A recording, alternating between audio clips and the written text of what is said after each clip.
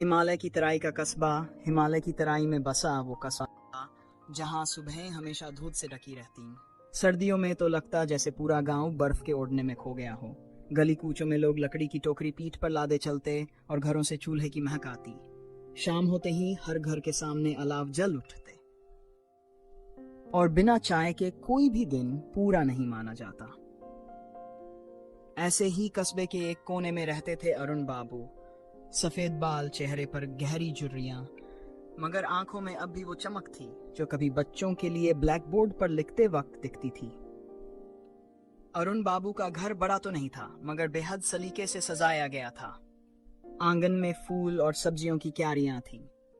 अंदर एक छोटा सा कमरा किताबों से भरा और कोने में रखा पुराना रेडियो जो सुबह सुबह आकाशवाणी बजाता। गांव के लोग उन्हें इज्जत से मास्टर साहब कहते थे। कभी बच्चों को पढ़ाते पढ़ाते जिंदगी निकल गई, न शादी हुई न औलाद। लोग हंसकर कहते अरुण बाबू को शादी का मन ही नहीं हुआ, लेकिन असलियत तो वही जानते थे। दिल तो कभी आया था किसी और पर, मगर उस मोहब्बत को समाज ने मान्यता ही नहीं दी। अब उनकी जिंदगी बस किताबें, बगीचा और रेडियो तक सिमट चुकी थी। पहली मुलाकात कस्बे की पुरानी लाइब्रेरी में। एक दिन किरण आया। दिल्ली से आया था। उम्र अभी उसे 17 साल। लंबा पतला, आंखों में जिज्ञासा और हाथ में नोटबुक। उसने गांव में एक छोटा सा कमरा किराए पर लिया था। कहा करता, दिल्ली का शोर मुझे लिखने नहीं देता, यहाँ शांति है, इसलिए मैं अपनी किताब पूरी करने आया हूँ। लाइब्रेरी में वह मोटी मोटी कविताओं की किताबें पलट रहा था। तभी पीछे से अरुण बाबू की आवाज आई, बेटा इतनी मोटी किताब कौन पढ़ेगा आजकल, मोबाइल पर सब मिल जाता है। किरण ने सिर उठाया और मुस्कुराया। मोबाइल पर रोशनी मिलती है, लेकिन किताब से गर्मी मिलती है। उस वाक्य ने अरुण के दिल में कुछ छू लिया। बरसों से किताबों को अकेले पढ़ने वाला वो आदमी पहली बार किसी के शब्दों से जुड़ा।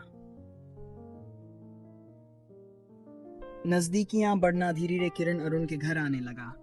कभी सब्जियों की तारीफ करता, बाबूजी आपकी बगीचे की लौकी और टमाटर तो शहर की किसी भी दुकान से बेहतर हैं।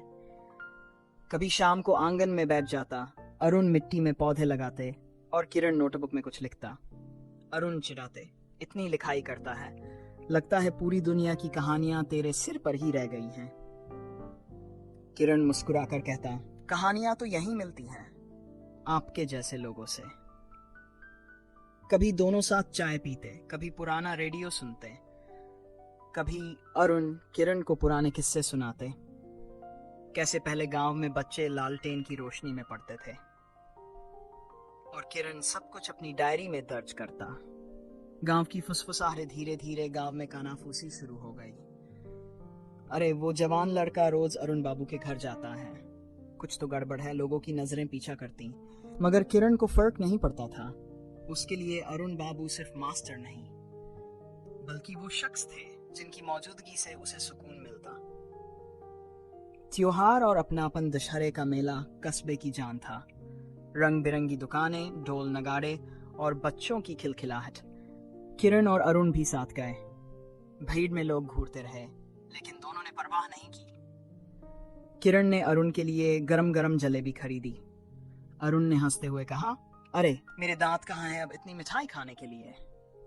किरण चुटकी लेते हुए, तो मैं खिला दूंगा, आपको बस मुस्कुराना है। उस पल अरुण के दिल में कुछ पिघल गया। बरसों बाद किसी ने उन्हें यूं हंसाया था। टूटना और जुड़ना एक बरसात की रात थी। बिजली चली गई। मोमबत्ती की लौ में किरण की नजर दीवार पर टंगी एक पुरानी तस्वीर पर पड़ी। उसमें अरुण एक नौजवान के साथ खड़े थे। किरण ने धीरे से पूछा, ये कौन है? अरुण की आवाज भारी हो गई, मेरा साथी, बहुत साल पहले का। समाज ने हमें अलग कर दिया। कहते कहते उनकी आंखें भर आईं। किरण ने उनका हाथ पकड़ लिया। अरुण बाबू, इस बार आपको अकेला नहीं छोड़ूंगा। उस स्पर्श में एक गहरी कसम छिपी थी, प्यार का इजहार। अब उनका रिश्ता बदल चुका था। ये सिर्फ दोस्ती नहीं थी, ये अपनापन था, मोहब्बत थी और जीवन का सहारा। कभी किरण अरुण की दाढ़ी सहलाता, कभी अरुण चुपके से किरण की डायरी पढ़ते और आंसू उनकी आंखों से बह जाते। गांव की ठंडी हवाएं, आंगन की मिट्टी उनके रिश्ते की गवाह बन चुकी थी।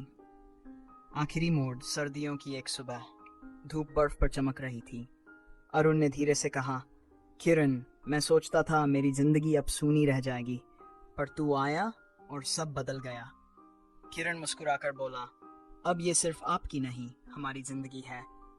और उसी आंगन में जहां कभी अकेलापन था, अब दो आत्माएं साथ साथ थीं। ये कहानी सिखाती है, मोहब्बत उम्र से नहीं बढ़ती, ना समाज के नियमों से।